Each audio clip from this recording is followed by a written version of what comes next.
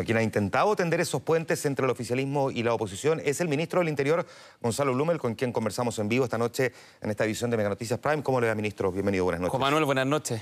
Bueno, hoy día habría tenido lugar el plebiscito. ¿Ve usted de verdad factible poder realizarlo en octubre, a la luz también de esos resultados de la encuesta Plaza Pública Academia? Lo primero, que el acuerdo constitucional fue un acuerdo muy importante que creo que en su momento, cuando se dio el 15 de noviembre, permitió encauzar un momento muy difícil que estábamos teniendo como país. Y de hecho correspondía que se realizase hoy día. Obviamente las condiciones hoy no están. Estamos en medio de una pandemia, la más difícil en 100 años, y la prioridad fundamental de todos es cuidar la salud de las personas. Dicho eso, hay un acuerdo constitucional, está vigente, se tiene que cumplir, y evidentemente esa es la voluntad del gobierno, y por lo tanto lo que corresponde es que ese calendario se materialice, sin perjuicio que hoy día, la prioridad fundamental de todos y, por cierto, del gobierno es cuidar la salud de las personas. Ya, considerando que, por ejemplo, para efectos del plebiscito, las campañas deberían partir 60 días antes incluso. Es verdad, en el mes de agosto. Agosto. Y ya estamos terminando abril, o sea, nos quedarían básicamente 3 meses para enfrentar. Queda poco tiempo. Es poco tiempo. ¿Usted lo ve desde el punto de vista práctico factible poder hacerlo en octubre, más allá de las discusiones políticas que se pueden eventualmente dar si es que hay que modificar de nuevo el calendario? ¿Sabes lo que pasa, Juan Manuel? Yo creo que en esto hay que ser riguroso. Lo que hay que hacer es tomar la evidencia científica, las recomendaciones médicas. De hecho, es parte de lo que planteó la presidenta del Colegio Médico en su momento, que este es un tema que vamos a tener que mirar a la luz de la realidad sanitaria, y lo que van a recomendar los expertos, lo que va a recomendar la ciencia, porque finalmente creo que esa es la mejor forma de tomar decisiones. Ahora, el mismo presidente Sebastián Piñera de alguna manera también ha planteado, entiendo, que le inquieta esto que tengamos muchas elecciones simultáneas, y usted lo que decía hoy día en el diario La Tercera es que hace todo el sentido racionalizar el cronograma electoral. ¿A qué se refiere exactamente con esa frase? Lo que pasa es que en octubre se inicia un ciclo electoral que va a ser muy intenso. Vamos a tener 7, 8 elecciones desde octubre de este año hasta aproximadamente diciembre del próximo año, contando las elecciones municipales, las primarias, las elecciones del plebiscito, de la Convención Constitucional, y por supuesto las elecciones parlamentarias y presidenciales del próximo año. Por lo tanto, son muchísimas elecciones. La democracia, obviamente, lo que busca es que la gente participe. Eso está muy bien, pero lo que uno también podría preguntarse, una pregunta legítima, si hay ciertos procesos electorales que tal vez se puedan acomodar mejor para que ese calendario fluya de mejor forma. Y ahí hay un caso puntual que es el que yo he mencionado, que es la elección de gobernadores regionales, que los vamos a hacer por primera vez, y la elección de los consejeros regionales, que con el último cambio quedaron desfasados por apenas 6 meses. Y eso obviamente es raro porque son básicamente el mismo tipo de elección.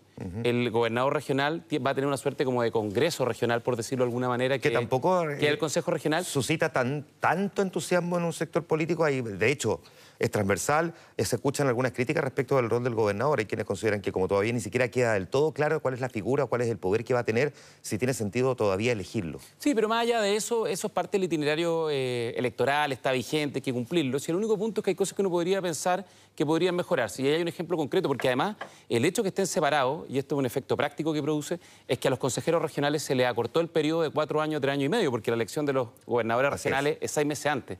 Ese tipo de cosas obviamente son debates legítimos que se pueden dar en su momento, sin ninguna estridencia, es parte de lo que constituye perfeccionar la democracia. Todo esto evidentemente se tiene que conversar con, me imagino, la oposición. Se habla de pavimentar el camino para el diálogo. Déjeme preguntarle en esto que uno podría, no sé, concluir.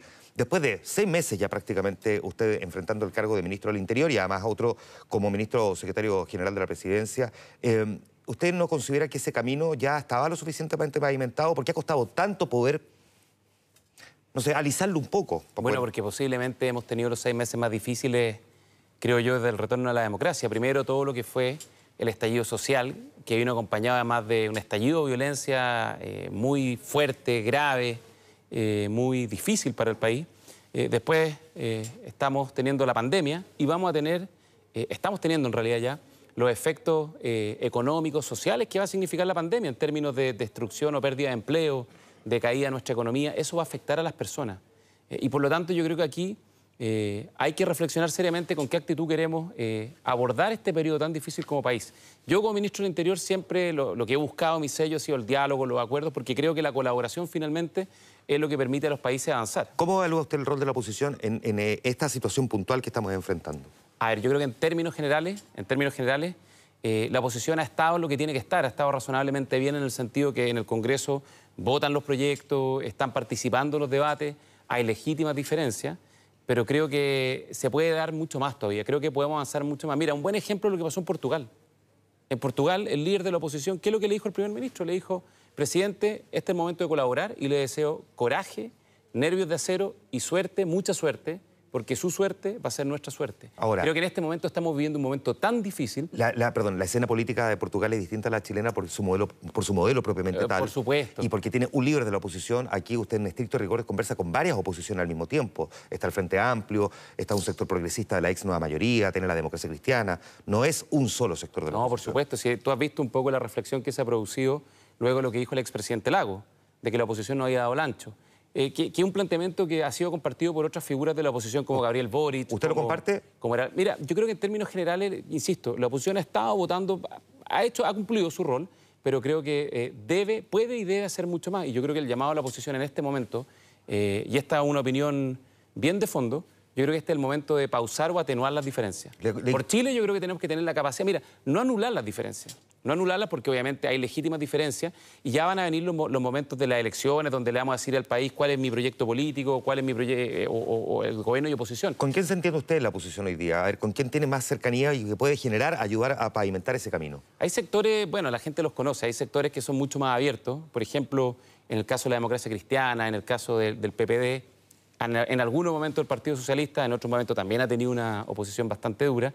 El Frente Amplio también tiene distintas vertientes, el Partido Comunista en general no ha tenido para nada una actitud de colaboración. Entonces, yo sinceramente quiero hacer un llamado a que pausemos o al menos atenuemos las diferencias por un tiempo. Es tan grave lo que puede pasar en Chile en términos de salud, en términos de los empleos, de los sueldos de los trabajadores, los efectos en las pymes, el bienestar de las personas. Mira, yo creo que hay dos criterios centrales. Lo primero es tener unidad de propósito. Si queremos tener éxito en la forma en que vamos a enfrentar esta pandemia, tenemos que tener unidad de propósitos como país, como lo hemos hecho en muchas crisis en el pasado. Y lo segundo... ¿Qué sería una unidad de propósito en un caso como este, donde pareciera tan obvio que la unidad de propósito es superar lo más rápido posible y con la menor cantidad de víctimas una pandemia? ¿Cuál sería otra unidad de propósito al margen de esa que es bien obvia? No, yo creo que hay tres propósitos fundamentales. El primero es cuidar la salud, el lejos el más importante.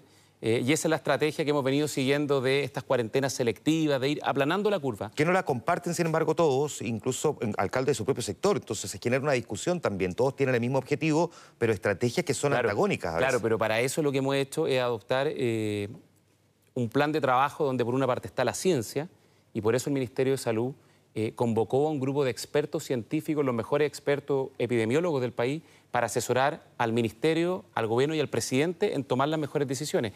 Y por otra parte, yo en mi calidad de Ministro del Interior convoqué a la Mesa Social COVID, donde está la Presidenta del Colegio Médico, donde están los alcaldes, donde están los rectores, donde está la Organización Mundial de la Salud.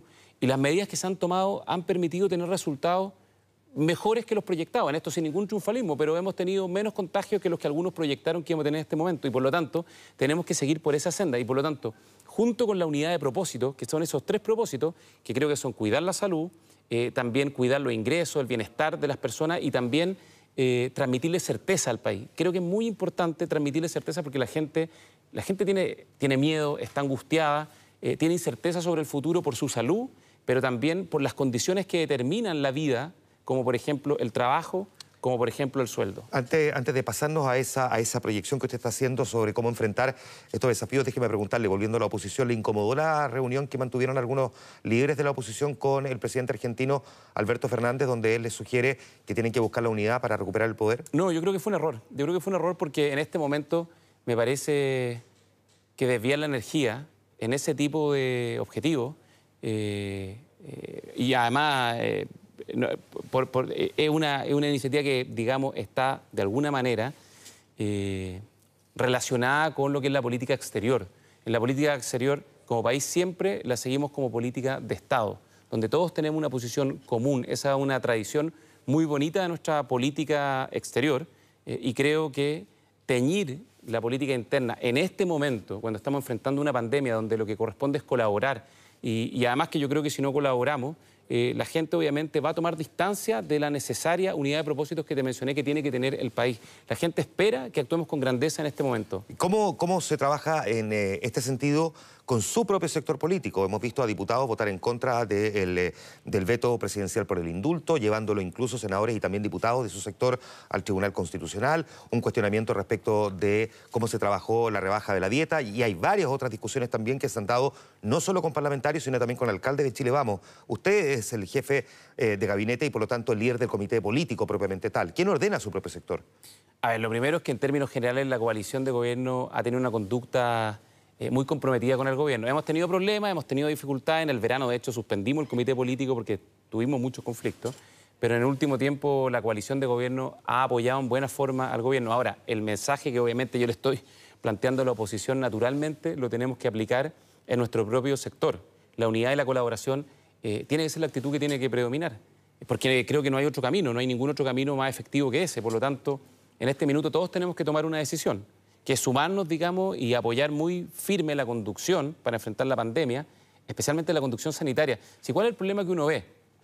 Que cuando, por ejemplo, cualquier medida es tildada de insuficiente, tardía, pobretona o cualquier otro adjetivo que lo que hace es descalificar, sabiendo que al final estamos enfrentando muchas dificultades y por lo tanto, obviamente no es fácil, no hay un guión perfecto para enfrentar esta crisis. Pero lo que yo sí le puedo asegurar a la gente que nos está viendo en este momento, que nos está viendo en su casa, es que el gobierno está tomando todas las decisiones que tenemos que tomar para cuidar la salud, para cuidar los trabajos, para cuidar los sueldos y para cuidar el bienestar de las personas, porque no es solo la salud y el bienestar material, también, por ejemplo, todo lo que tiene que ver con el bienestar al interior del hogar, lo que tiene que ver con la salud mental, lo que tiene que ver con el efecto que se ha producido en los niños producto del encierro. Por lo tanto, es difícil, no hay un guión perfecto, pero estamos haciendo todo lo que está a nuestro alcance para enfrentar de la mejor forma posible esta pandemia. Déjeme preguntarle, porque usted lo ha mencionado varias veces, el impacto de la crisis del coronavirus no solamente sanitario, es evidente social, pero también es económico. Y ustedes han hecho varios anuncios en este sentido para ir en ayuda de las personas que en estos momentos han visto precarizada su situación, que están recibiendo menos sueldo o que derechamente han perdido el empleo. ¿Se está trabajando en un plan más de largo plazo para poder enfrentar esta crisis sanitaria y los efectos económicos? Porque puede derivar de vuelta en una crisis social incluso peor que la que tuvimos que enfrentar desde el 18 de octubre. A ver, Juan Manuel, mira, lo primero es que el impacto de la crisis en la economía y en el empleo puede ser brutal, puede ser gigantesco. Es cosa de lo que está pasando en Estados Unidos y en Chile también. Si en Chile se está produciendo un efecto, hemos visto que varias empresas se han acogido a la ley de quiebra o están enfrentando dificultades durísimas. Las pymes lo están pasando muy mal y esto va a golpear en forma muy profunda. Por lo tanto, el rol del gobierno ha sido impulsar leyes, impulsar medidas para aplacar, atenuar, disminuir al máximo los impactos de la crisis. Obviamente no vamos a poder contener todos los efectos, pero vamos a hacer todo lo que esté a nuestro alcance. Y para eso ya hemos aprobado varias leyes. Por ejemplo, el ingreso mínimo garantizado, que lo veníamos tramitando de antes, que aumenta los sueldos más bajos de 700.000 trabajadores en 60.000 pesos mensuales, el bono COVID, la ley de protección del empleo, la línea de crédito COVID del FOGAPE para las pequeñas y medianas empresas. Pero eso todavía es parte de lo que tenemos que hacer y nos queda mucho por hacer. Y por eso esta semana vamos a mandar 2 leyes al Congreso. La primera, la que protege a los trabajadores independientes con boleta, que es un grupo de la población, cerca de 1 millón de trabajadores que están sufriendo el impacto de la crisis y que también los vamos a apoyar y eso lo vamos a hacer esta semana. Y también vamos a ingresar otra ley que no es para los trabajadores independientes con boleta, que es para los trabajadores informales, que son los más pobres, los más vulnerables, que crea un ingreso familiar para la emergencia. Perfecto. Durante 3 meses van a tener un aporte del Estado para darle apoyo e ingresos para la crisis. Se me va el tiempo, pero tengo que preguntarle esto. ¿Cree que pasada la pandemia se vaya a producir un rebrote del estallido social? Bueno, depende de lo que hagamos nosotros, depende de lo que hagamos como país. Yo espero que no sea así. Nosotros hemos trabajado muy intensamente, primero en fortalecer respecto a la violencia, todo lo que son las capacidades policiales, las tecnologías, el sistema de inteligencia.